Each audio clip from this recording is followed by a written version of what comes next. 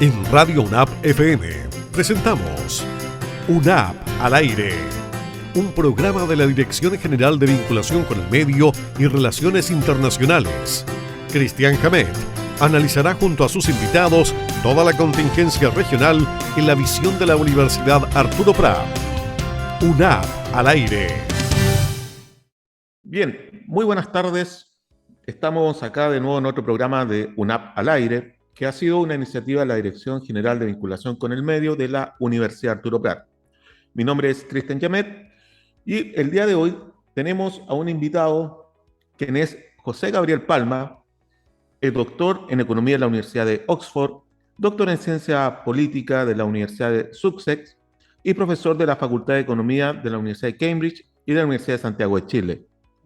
Además es miembro del directorio de la Fundación Chilena Red de Estudios para la Profundización de la Democracia. Gabriel, muchas gracias por darte el tiempo y estar con nosotros hoy día en este programa UNAP al aire de la Universidad Arturo Prat del Estado de Chile. Gracias por la invitación. Gabriel, para entrar en materia, estamos a días del plebiscito para definir si se aprueba o se rechaza la nueva propuesta o nuevo proyecto constitucional. Al menos tres preguntas que pudieran orientar esta conversación. La primera, ¿esta propuesta constitucional representa o en qué grado representa el malestar que se expresó durante el estallido de octubre, que reunió a una gran cantidad de movilización social en las principales calles de Chile?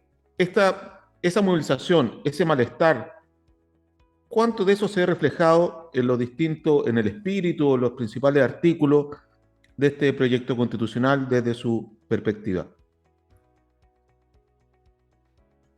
Mire, aquí hay dos cosas que habría que separar.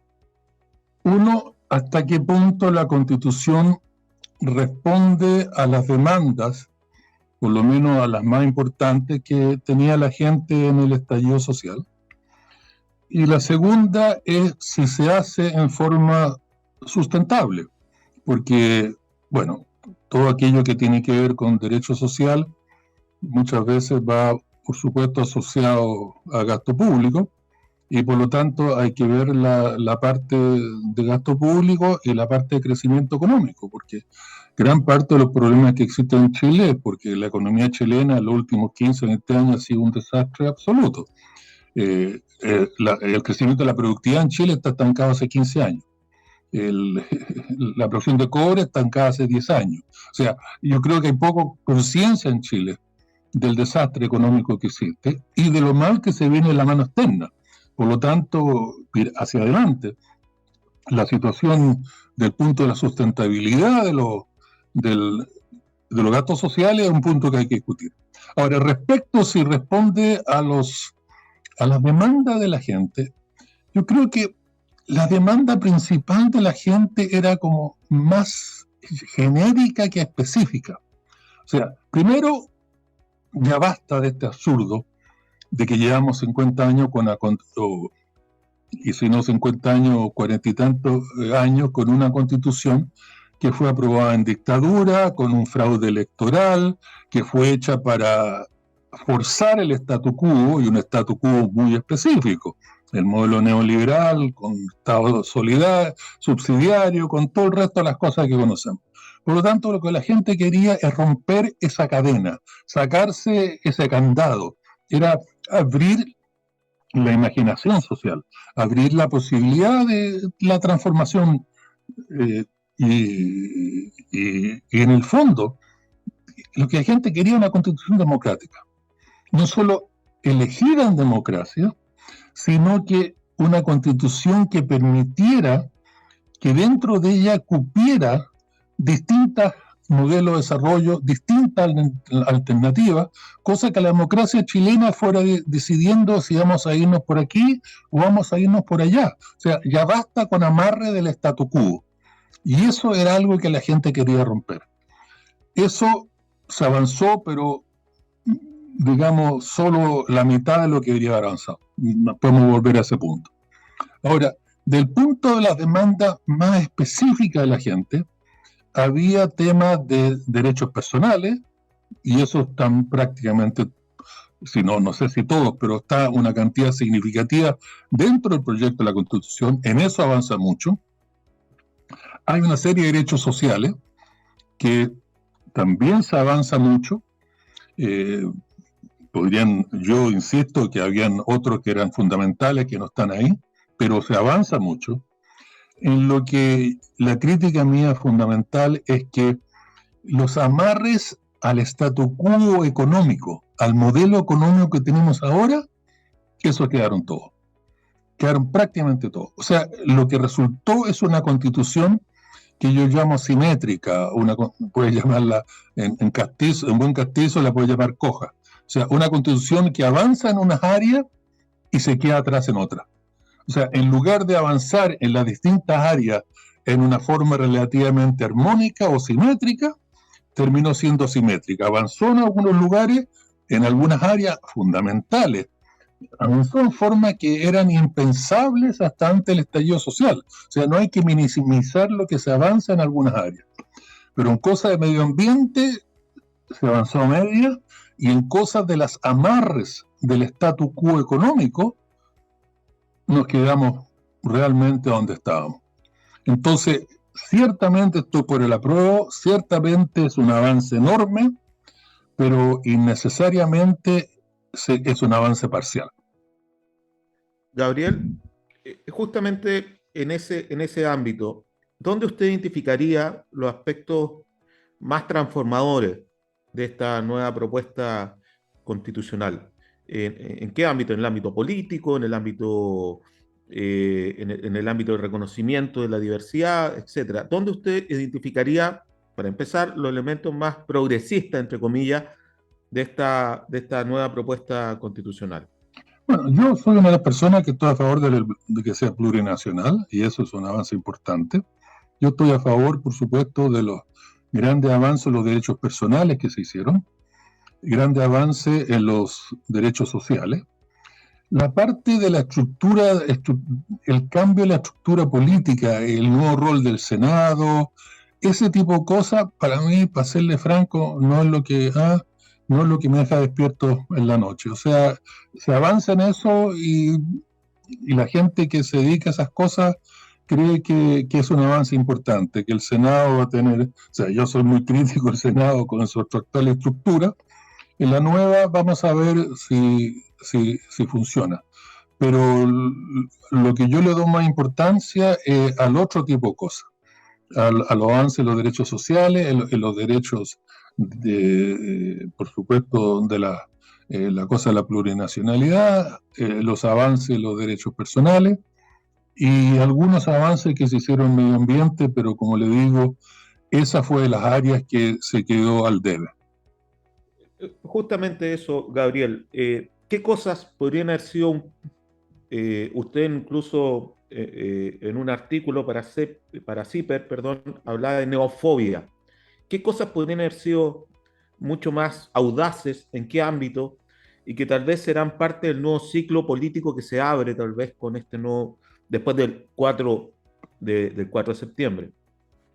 Mire, hay cosas que no se avanzó y que se pudo haber avanzado, porque si el Partido Socialista y el Frente Amplio hubiera estado a favor, existían los 2/3. Ese es el punto. O sea, no es que hubo cosas que se quiso avanzar y no se pudo porque no había la mayoría. Las cosas que yo le voy a mencionar son cosas que hubiesen habido los 2/3, pero que por una razón u otra, tanto el Partido Socialista como el Frente Amplio, normalmente juntos, porque funcionaban muy, muy como junta, no lo hicieron. Así, históricamente, o sea, partiendo de las primeras cosas que sucedieron a las últimas, no en el orden, digamos, alguna prioridad, sino simplemente como fueron pasando. Por ejemplo, cuando se discutió, una de las primeras cosas de la Comisión 1 fue esta cosa de que todos los chilenos íbamos a tener derecho a una vida mínimamente digna. ¿Quién va a estar en contra de eso? y se aprobó. Pero yo le decía, oiga, hay que ponerle sustancia a esto, o sea, es muy fácil la palabrería.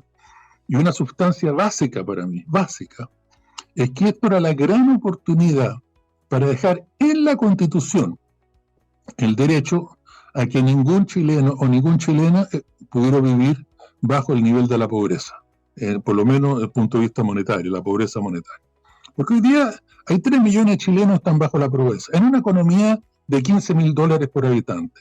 Eso es porque tenemos ganas que hayan 3 millones, o sea, no es porque cuesta 2% del PIB dar un subsidio monetario. Los brasileros hacen eso, pero en forma parcial, se llama la Bolsa Familia, y es darle un subsidio mensual, en plata, mensual, a aquellas personas o familias, lo hacen ellos, que están bajo el nivel de la pobreza. Yo ahí, usando los cálculos de la CEPAL y otra gente y los trabajos míos, mostré que claramente el costo de sacar a los 3 millones de chilenos o chilenas que están bajo el nivel de la pobreza hoy día, por lo menos sacarlo de la pobreza monetaria. Por supuesto, la pobreza es un concepto mucho más complicado que solo lo monetario, pero partamos por lo monetario. Costaba no más de un 2% del PIB, y que era algo perfectamente sustentable, algo financiable, y eso significaba algo, o sea, eso sí que significa que todos los chilenos y las chilenas tienen el derecho a una vida mínimamente digna. Y el Partido Socialista y el Frente Amplio se opuso y no salió. Ahora, entonces, hablar de una vida mínimamente digna con 3 millones de personas en la pobreza y que no se hace nada especial específico e inmediato, es un poco palabrería. Y yo en ese sentido insistía, o sea, si no se ahora, ¿se hace ahora cuándo? Y si no lo hace en esta oportunidad, donde hubiesen habido los 2/3 para dejarlo inscrito en la Constitución, cosa que no fuera a la voluntad del gobierno que estuviera a turno, fuera una obligación. No se hizo. El punto segundo, una cosa que parece no tan importante, pero no le cuento lo importante que es desde un punto de vista de la eficiencia de cualquier modelo económico, era cuando se discutieron los derechos del consumidor. En un modelo, en una economía de mercado, que los consumidores no tienen derechos verdaderos, de verdad. O sea, cuando usted compra una bolsita de té, tiene que ser té y no la mitad pasto. O una salchicha, tiene que ser de cerdo y no de caballo. O sea, cuando los consumidores no tienen derecho, o tienen derecho a medias, como hoy día, eso es la receta para la ineficiencia económica. Esa es la receta, es el incentivo para que los productores produzcan productos de media calidad. Por lo tanto, toda la economía civilizada es lo fundamental, pero esto no es un problema solo ético, es un problema concreto económico. O sea, si usted mira cualquier texto de economía, le va a decir que una de las condiciones fundamentales para que una economía de mercado funcione es que los consumidores tienen que tener derecho absoluto respecto a la calidad de los productos, o sea, saber lo que están comprando. O sea, eso que en Chile los derechos de los consumidores son increíblemente mínimos, vagos y difíciles de obligar, es la receta para la ineficiencia. Se avanzó algo en los derechos consumidores, pero nos quedamos ni siquiera a mitad de camino. Y otra vez estaban los votos y no sucedió porque se opusieron los que ya le mencioné. Punto siguiente, que es fundamental respecto de lo que en Chile se habla mucho de los tratados comerciales. El gran problema de los tratados comerciales hoy día es que son cualquier cosa menos sobre cosas comerciales. O sea, uno de los temas fundamentales que yo peleé, y no le digo lo que traté, y saqué, porque yo no era convencional, o sea, yo no podía colocar indicaciones, pero trabajaba con muchos convencionales y a través de ellos lograba colocar indicaciones. Es lo siguiente: en los tratados comerciales como el TPP-11, que todavía está en el Congreso y no se ha aprobado definitivamente, pero que ya otros tratados ya lo tienen, es que cualquiera multinacional o cualquiera corporación chilena internacionalizada, la gente no se acuerda de eso, o sea, esos tratados también favorecen a los grandes conglomerados chilenos, que quiera demandar al Estado chileno por lo que sea, en esos tratados hay que ir a unas cortes internacionales que son una burla, son una chacota. Son las cortes que se llaman las del CIADE, que cada vez que no son cortes permanentes y los jueces no son profesionales. Cada vez que hay un litigio, las corporaciones eligen a un juez, el gobierno elige al segundo y el tercero, la corporación tiene el derecho a veto. O sea, básicamente, las mismas corporaciones que demandan el Estado chileno son jueces y partes. Ellas son las que nombran los jueces que van a determinar los litigios que ellos están tomando respecto al gobierno. Ahora, eso ya está en retirada. Cuando se renegoció NAFTA entre Estados Unidos, México y Canadá, hace un par de años atrás, se sacó eso y se dijo que todo litigio con los gobiernos norteamericanos y canadienses y mexicanos en cosas de este tipo tienen que ir a cortes nacionales. El nuevo tratado de China con los 14 países asiáticos, que es el tratado más grande de la historia, todos los litigios, cortes nacionales. Lo que está peleando la primera ministra de Nueva Zelanda es que transformar el TPP-11 con corte nacional y por supuesto no ha logrado llegar mucho. O sea, lo básico es algo que tiene dos patas. Una, que cualquier país que tenga un mínimo de autorrespeto tiene que decir que cualquier institución, persona, quien sea, que en cosa económica quiera demandar al Estado chileno, tiene que ser en cortes chilenas. ¿Ok? Y eso fue lo que peleé y eso se rechazó. Se aprobó una cosa muy mixta que básicamente no cambia nada porque le colocaron la palabra preferentemente. Por lo tanto, en eso nos quedamos parados.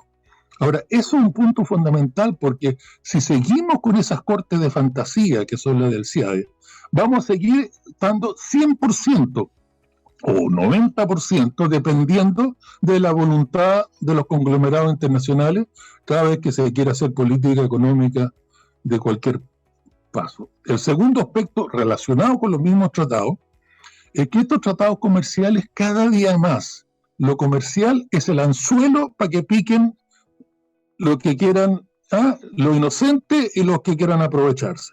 Porque básicamente estos tratados son de otras cosas fuera de lo comercial. En el TPP-11 hay 30 capítulos.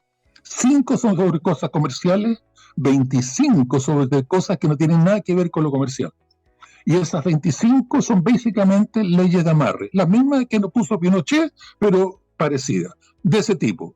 Es para forzar el statu quo. Cosa que si el gobierno siguiente quiere subir el salario mínimo más allá de lo que los conglomerados dicen que es razonable, hay que pagar compensación. Si uno cambia la forma que fija el tipo de cambio, compensación. Si uno pone control de capital, compensación. Si uno da un royalty, compensación. Imagínese colocar un royalty donde usted recibe la plata con la mano, el royalty con la mano izquierda y con la mano derecha tiene que devolverlo por compensación. Eso no tiene sentido. Por lo tanto, la indicación era que los tratados comerciales tienen que ser sobre materias comerciales. Y si quieren hacer tratados sobre otras materias, tienen que ser tratados específicamente sobre eso. No que se escondan bajo la falda de lo comercial. Tampoco pasó. Y el siguiente, por supuesto, la gran pelea que realmente fue la peor de todas, fue la del royalty. Porque el problema es que en Chile se dice que hay royalty solo para decir que hay royalty. El royalty del lago es realmente es una insignificancia sin nombre. La disculpa de él, y que tiene razón, es que cuando él gobernaba y sacó el royalty, todavía estaban los senadores designados.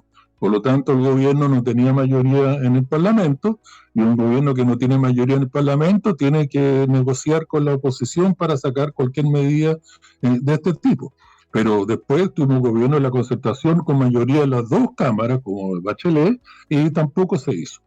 Entonces, lo que yo peleaba era algo muy simple. ¿Qué es lo que es el royalty? El royalty es lo siguiente.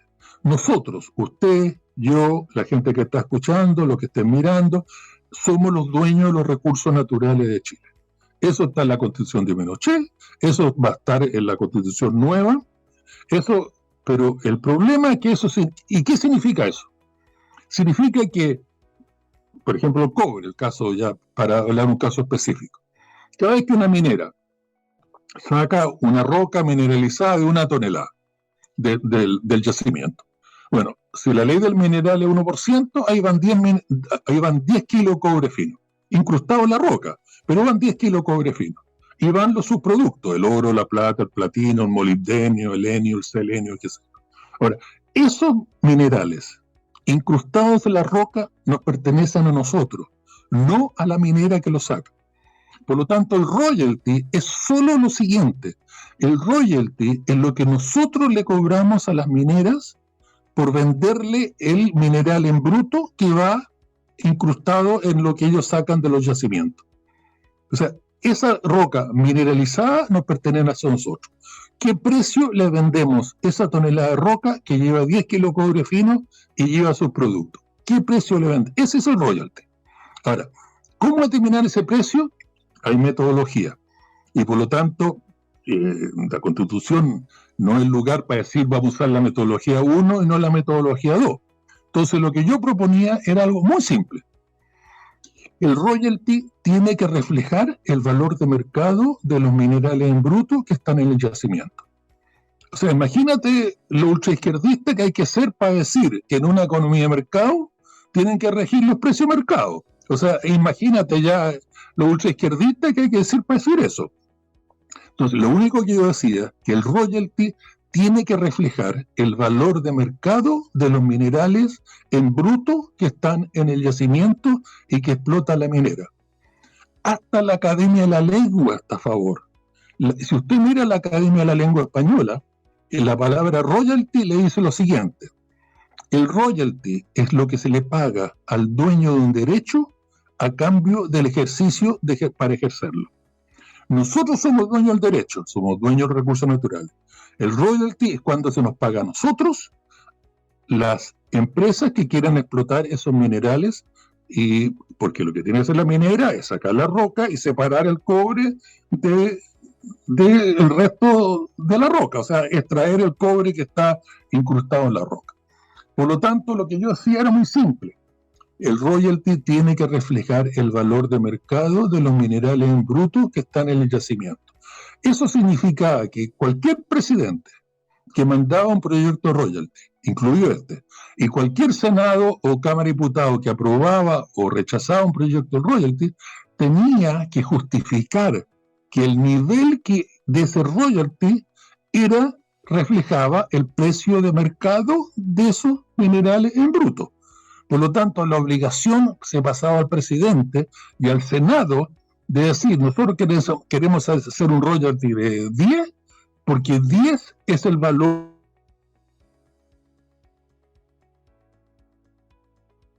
El royalty tenía que ser el valor de mercado y la discusión va a ser, bueno, ¿qué metodología usamos?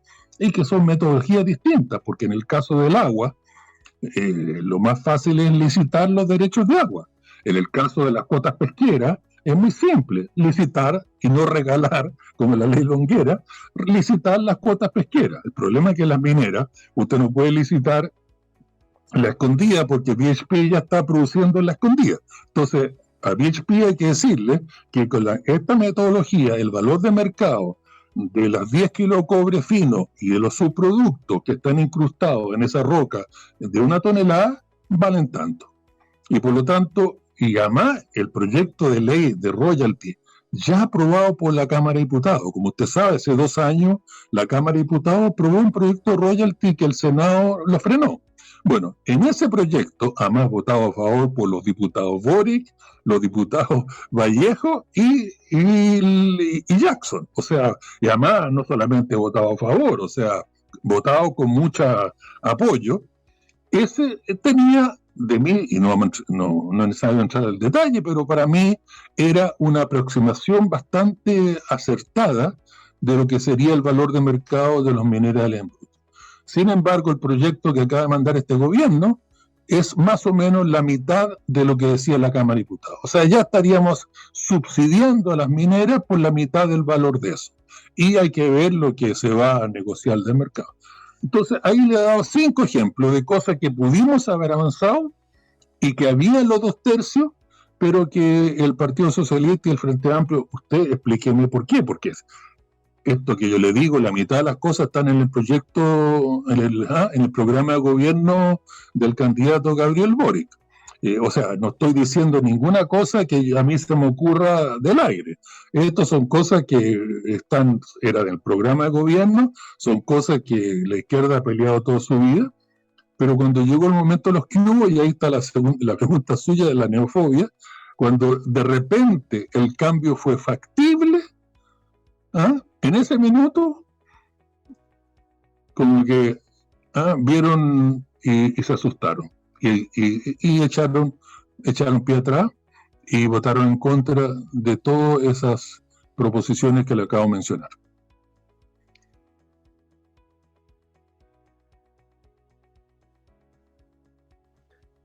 Gabriel, interesante la reflexión, ¿no? Porque uno podría de alguna manera deducir que este nuevo proyecto constitucional deja, como usted señala en su artículo, mantiene una serie de amarres, ¿no? En términos de los royalties, etcétera.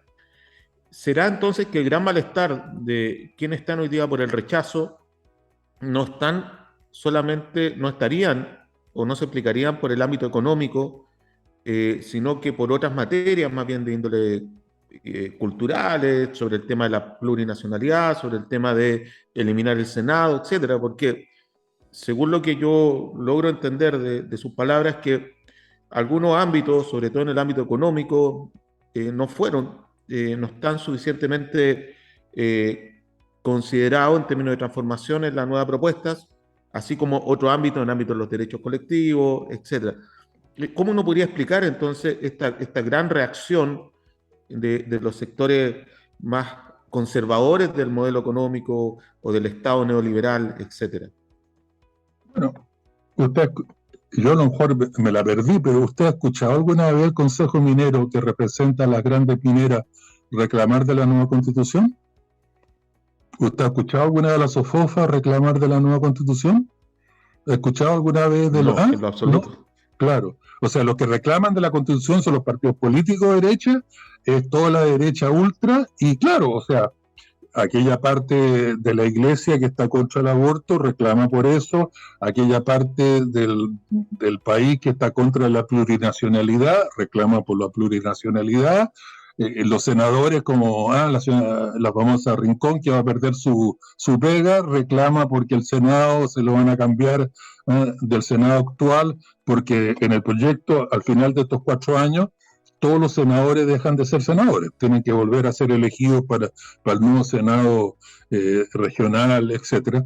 O sea, lo que reclaman ya sea es porque le afecta a ellos, como en el caso de los senadores que pierden la pega, a la gente que está en contra de la plurinacionalidad, porque en Chile vendieron la idea de que la plurinacionalidad es algo ya de una extrema, es una excentricidad última. Cuando yo vivo aquí en Inglaterra, y un país que Escocia, Gales y Irlanda del Norte tienen autonomía, y autonomía mucho mayor de que la autonomía, y con sus policías y con sus regímenes judiciales, o sea, una autonomía 100 veces mayor de la que se le da a las regiones en Arauco. O sea, ellos reclaman de que en Italia hay regiones de autonomía, en España los vascos y los catalanes tienen autonomía. O sea, esto es la plurinacionalidad. Claro, el nombre suena fuerte, pero en el concreto es lo que ha hecho la mitad de los países del mundo que tienen algún tipo de regiones autónomas. Entonces, claro, se dice, no, esto rompe el país en parte, esto es lo que quieren los bolivianos, es destruir nuestro país.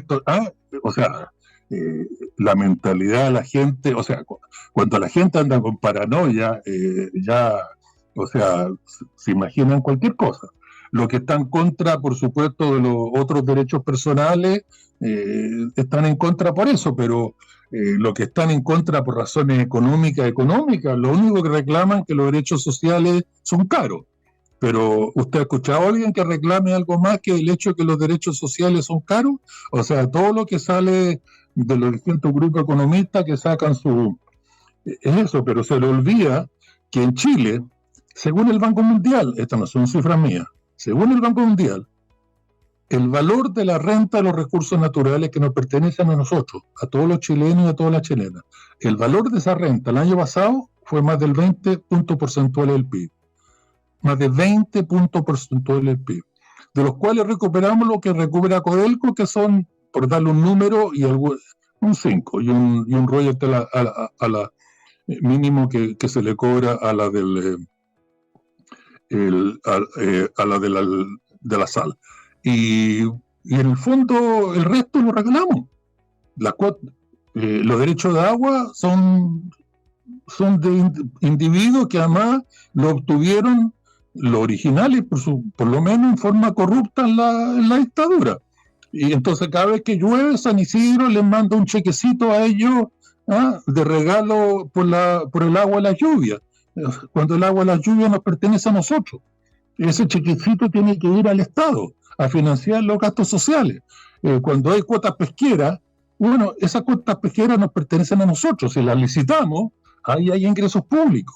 O sea, la pura recuperación de la renta de los recursos naturales financiaría perfectamente los gastos de los derechos sociales y financiaría además la propuesta mía del subsidio monetario para sacar a los 3 millones de chilenos y chilenas de la pobreza, que es un poquito más de un 2% del PIB. O sea, las platas están, es que ahora las regalamos. O sea, ¿cómo cree usted que el 10% más rico de Chile tiene se lleva el 60% del ingreso, según la cifra última de estudios de especialistas? 60% del ingreso. ¿Usted cree que es porque trabajan más fuerte, porque son tan inteligentes, porque son tan innovadores? Una parte fundamental de eso es porque se apropian gratuitamente de la renta de los recursos naturales. Nosotros le estamos regalando, en el caso de la minería, nuestros recursos naturales. Cada minera, cada vez que la Escondida saca una tonelada de roca del monte, esos 10 kilos de cobre se los regalamos y los subproductos se los regalamos. O sea, estamos subsidiando no solo la empresa más rentable de Chile, sino algunas de las empresas más rentables del mundo.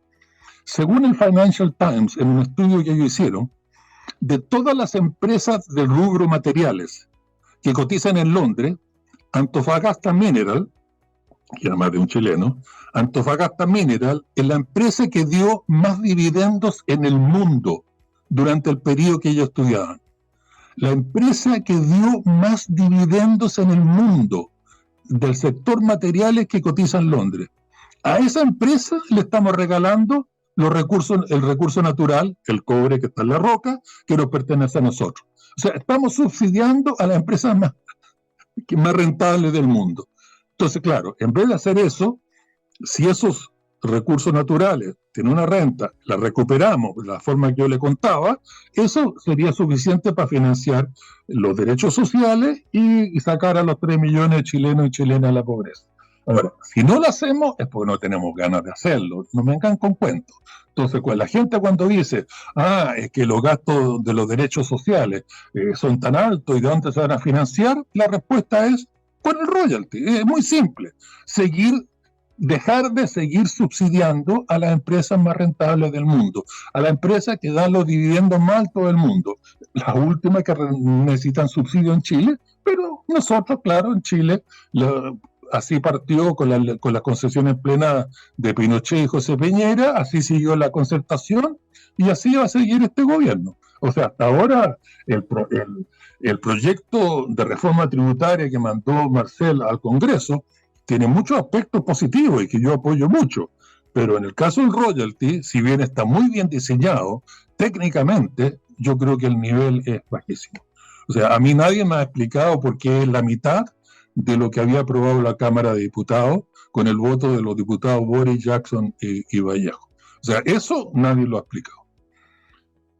Gabriel, todos estos temas en el ámbito fundamentalmente económico, una agenda tal vez mucho más audaz, ¿lo ves posible dentro de una vez eventualmente aprobada la nueva Constitución con esta idea de iniciativas populares de ley, esta Cámara de las Regiones, etcétera? ¿Algún margen de maniobra para presentar un proyecto que vaya en solución de esto que tú estás planteando o lo ves mucho más difícil, menos margen de acción? Mira, primero esperemos el domingo. Esperemos el resultado del plebiscito. Un resultado que está un poco en el aire. Entonces, asumiendo que gana la prueba, lo cual yo estaría muy a favor, existe en alguna de estas áreas posibilidad de avanzar. Acuérdense que se dejan los amarres de la Constitución de Pinochet para hacer un royalty de verdad, dejan los amarres del punto de vista de que los litigios contra el Estado chileno no van a tener que ser en cortes nacionales, dejan los amarres respecto de todas aquellas cosas que no son comerciales, que van en los tratados comerciales. O sea, hay una cantidad de restricciones que existen ahora y que van a seguir existiendo. Pero se van a crear algunos espacios que se puede avanzar. O sea, nadie impediría constitucionalmente que se hiciese una ley con un subsidio monetario para sacar a los 3 millones de chilenos y chilenas de la pobreza, con un subsidio mensual que, como le digo, estaría no más de un 2% del PIB.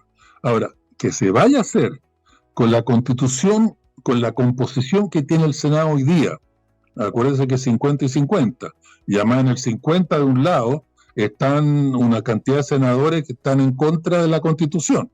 Por lo tanto, la posibilidad de que ellos estén a favor de otras medidas que ni siquiera están en la Constitución es un tanto difícil. O sea, el panorama político próximo se ve bastante complejo para avanzar más. Pero una Constitución, bueno, o sea, hay que ver qué pasa en el gobierno siguiente, qué composición del Parlamento va a haber en el gobierno siguiente, de aprobarse la actual Constitución. O sea, siempre, mira, si hay ganas, se hacen las cosas. Si no se han hecho en Chile un royalty, es porque no hay ganas de hacerlo. Si hay gente en la pobreza, 3 millones de chilenos, es porque no hay ganas de hacer algo de verdad para sacar a esos 3 millones. O sea, hay cosas que no existen, que no se han hecho, simplemente por falta de voluntad política. Entonces, si llegamos de alguna forma a lograr esa voluntad política para hacer las cosas, muchas de ellas sí se pueden hacer. Bien. Muchas gracias, Gabriel, por darte el tiempo de conversar con nosotros acá en UNAP al aire.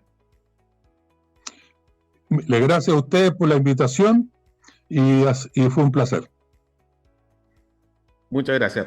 Bueno, será para una próxima oportunidad donde tendremos más entrevistados de esta importancia, ¿no? De reflexionar sobre lo que está aconteciendo hoy día a días del plebiscito del 4 de septiembre. Muchas gracias y será hasta una próxima oportunidad. En Radio UNAP FM hemos presentado UNAP al aire, un programa de la Dirección General de Vinculación con el Medio y Relaciones Internacionales.